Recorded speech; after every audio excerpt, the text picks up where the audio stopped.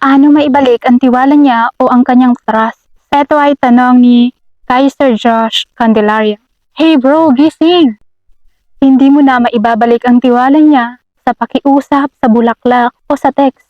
Sorry, hindi ko sinasadya. Kapag nabasag ang tiwala, hindi sorry ang kailangan niya kundi pagbabago. Huwag mo siyang madaliin na balikan ka dahil kapag pinipilit mo siya ay nafe-pressure lang siya at iniisip niyang sarili mo lang talagang iniisip mo at hindi ang nararamdaman niya. Paano kung ayaw niya na talaga, anong dapat mong gawin?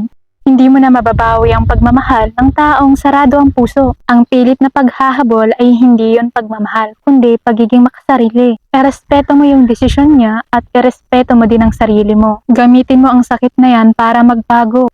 Hindi para sa kanya, kundi para sa susunod na tao na darating sa buhay mo. Gusto mo ba talagang bumalik siya? Simulan mo sa consistency. Kahit hindi mo ito i-post sa online, basta't nakikita ito sa gawa. At kahit nasa proseso ka pa ng pagbabago, meron pa ring mga araw na cold siya at ayaw niya makipag-usap sa'yo. Parte iyon ng proseso. Ipakita mo na worth it kang balikan. Kaya mo yan. Paano kung ayaw niya na talaga? Hayaan mo na siya. Tapos na.